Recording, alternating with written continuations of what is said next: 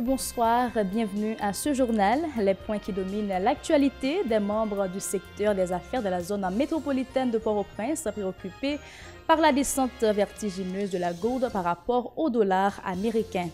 Ils appellent l'administration Moïse Séan à réagir pour arrêter l'hémorragie. Des parlementaires minimisent les déclarations du président de la République ayant appelé les anciens hauts dignitaires de l'État à se mettre à la disposition de la justice dans le cadre du dossier Petro-Caribé. Selon eux, Jovenel Moïse devrait commencer par se débarrasser de ses alliés épinglés dans cette affaire. Le réseau national des plaignants du dossier Petro-Caribé est déterminé à se mobiliser pour exiger la tenue de ce procès. Selon cette structure, les personnalités mises à l'index ne devraient pas quitter le pays. À l'étranger, des ténors de la politique mondiale, dont Vladimir Poutine et Angela Merkel, invités la semaine prochaine en Turquie, qui prépare un nouveau sommet sur la Syrie. L'investigation d'un consortium de journaux ont dévoilé une vaste fraude boursière de 55 milliards d'euros dans plusieurs pays du vieux continent. Ces titres vous seront développés après la pause. Restez branchés.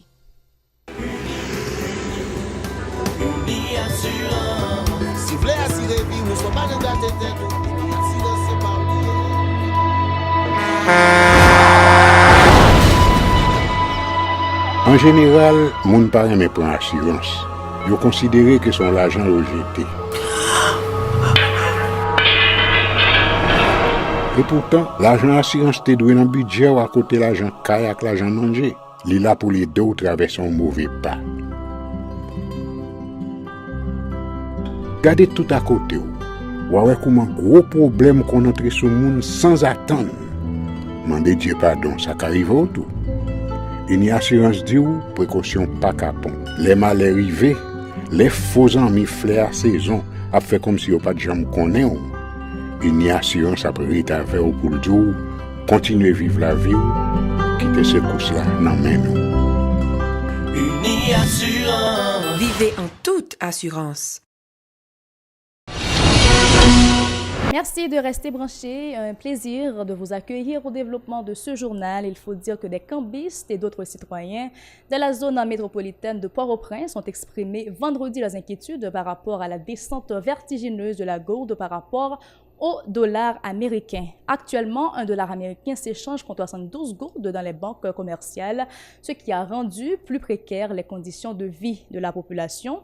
Ces personnes invitent l'équipe au pouvoir à tout mettre en œuvre pour soulager les plus dépunis. Reportage Mario Sylvain et Francine, suivez. 72 gouttes pour $1 américain, c'en est trop, ont martelé ces citoyens, réagissant à la crise financière que confronte le pays depuis quelque temps. Un seuil atteint pour la première fois par la monnaie nationale se désolent ses compatriotes.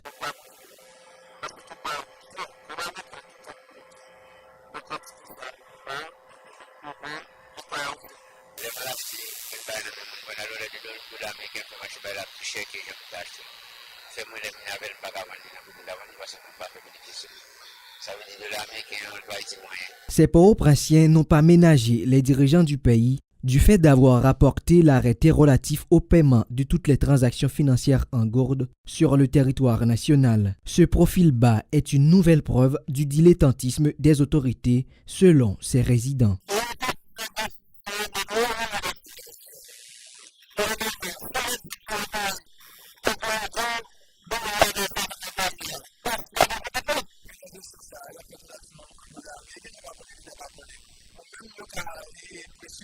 Ses compatriotes préconisent le renforcement de la production nationale pour dynamiser l'économie du pays et stabiliser la gourde face au biais vert.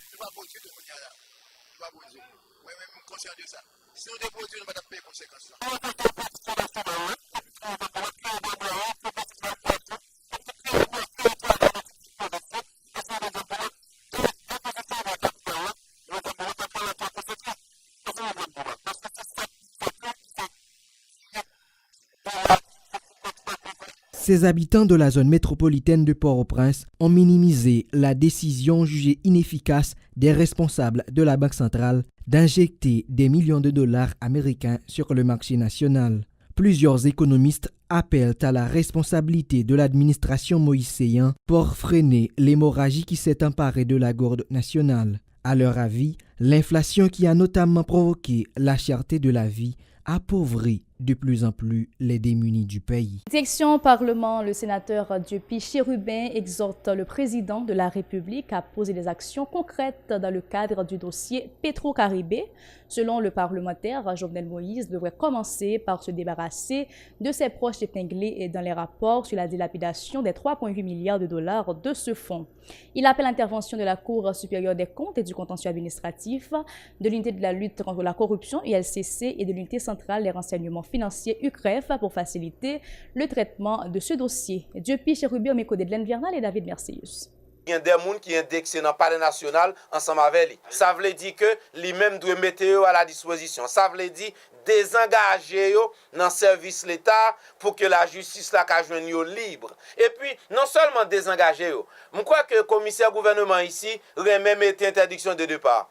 Je pense que c'est une belle action pour le commissaire gouvernement qu'on y a, on paquet de monde qui est indexé clairement, ou désengagé dans l'État, ou mettre interdiction de départ, ou dit, ou poser scellé sous bien en attendant, et tout ça pour faire au coupable, non? Il y a toujours à bénéficier de présomption d'innocence là, oui, en attendant que la justice prononce.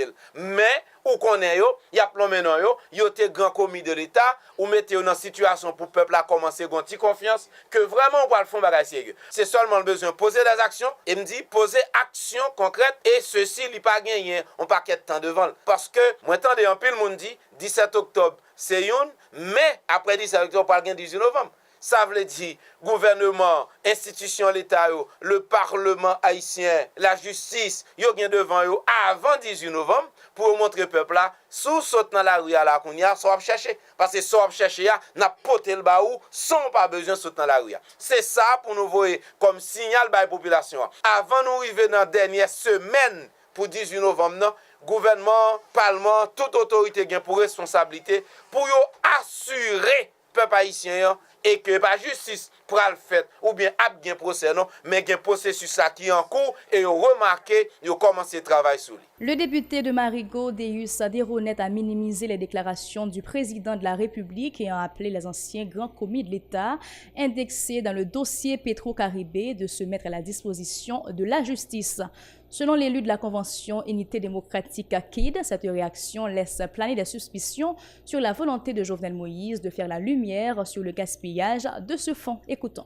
Moi, je demandé pour le président beaucoup plus responsable. Demander un monde qui est coupable, lui-même qui peut mettre tête à disposition de la justice, c'est son gens pour passer mon dans farine, pour jouer monde pour faire dilatoire.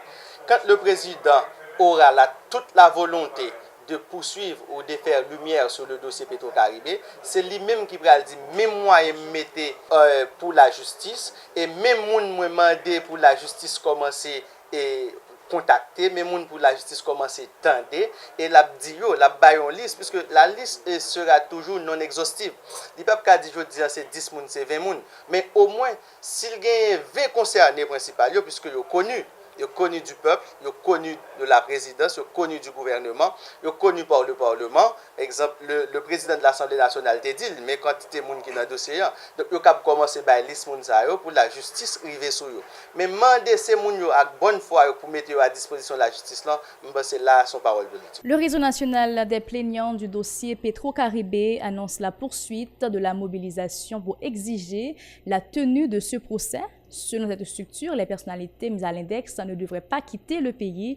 Il invite le juge d'instruction, Ramon Taksimé, à assumer ses responsabilités. Écoutons leur déclaration. Nous disons pas baisser les bras. Nous-mêmes qui sommes militants, qui avons boumé pour Haïti meilleur. Mais nous-mêmes, je dis à nous prêts pour tuer nous pour 3,8 milliards de dollars. Là. Encore gang qu'on est, qui prend le pays ça en otage. Nous-mêmes militants qui prennent engagement historique en nation qui portent plainte contre 3,8 milliards de dollars contre Petro-Caribé qui ont dilapidé et qui volent dilapidé, que nous n'avons aucune infrastructure sociale dans le pays.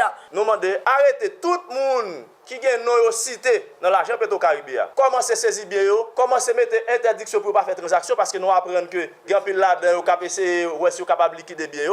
Donc faut que ça commence à faire sinon la population a toujours été dans la rue pour demander même bagali t'a demandé jour 17 octobre 2018 là. Le syndicat des employés du ministère de l'Éducation nationale plaide toujours en faveur de l'amélioration des conditions de travail de cette catégorie. Les syndicalistes exhortent le titulaire du MNFP à œuvrer davantage pour résoudre la crise que confronte le système éducatif haïtien.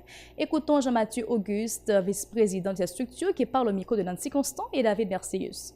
En dedans, le ministre de l'Éducation nationale, il a fait face avec pas mal de problèmes. Je dis, nous croyons qu'avec l'équipe qui est installée, nous croyons que nous tous nous allons mettre tête ensemble pour que nous travaillions pour le bien du ministère de l'Éducation nationale et de la formation professionnelle. Comme ministre lui-même, nous l'État veut travailler, mais peut-être qu'il côté le moyen travail, c'est pas l'État de moyen. Pendant que tout problème est toujours plongé en dedans du ministère là, eh bien nous-mêmes, nous pas là, nous pouvons pas le camper en face. Ministre, nous ne pouvons pas le camper en face directeur général, nous ne pouvons pas le camper en face directeur départemental, mais tout simplement, nous prenons le chita ensemble, nous prenons chercher côté problème, c'est des problèmes nous déjà, qu'on est qui côté déjà. Maintenant, nous prenons pour nous soumettre pas longtemps, ministre, là, un document qui va gagner ensemble de revendications et tout employé qui est dans le ministère là, et pour que lui-même soit capable de faire suite nécessaire avec eux-mêmes. Parce que, je dis, vu avec cherté de la vie, maintenant, monsieur Tikobion, un petit personnel a touché, et même conseil d'employé dans le ministère là, tout qui gagne veste, qui gagne costume sur eux, il n'a pas touché gros l'argent. Parce que je dis, pour $1 américain, on croit qu'on a besoin près de 72 ou 75 pour gagner $1 américain. Et pourtant, employé ministère là, professeur qui est en salle de classe, il a toujours touché même petit pitance l'argent que vous avez. Nous vous demandons de rester branchés pour suivre l'actualité internationale. Dans l'international, Vladimir Poutine, Emmanuel Macron et Angela Merkel pourraient se rendre à Istanbul, la capitale turque, le 27 octobre prochain. Toutefois, l'Élysée conditionne la participation du président français à l'arrêt de l'offensive militaire en Syrie, notamment à Idlib. Cette nouvelle perspective de paix a aussitôt réjoui l'émissaire de l'ONU pour la Syrie. Toujours à l'étranger, c'est une vaste manipulation financière sur les dividendes que vient de révéler un consortium de plusieurs journaux européens. Venu d'Allemagne, le scandale baptisé CumEx met en cause un gang de traders, de banquiers et d'avocats pour frauder le fisc. Ce sont les conclusions de plusieurs journalistes d'investigation dont l'enquête a notamment été publiée par le quotidien Le Monde et le média allemand Correctiv.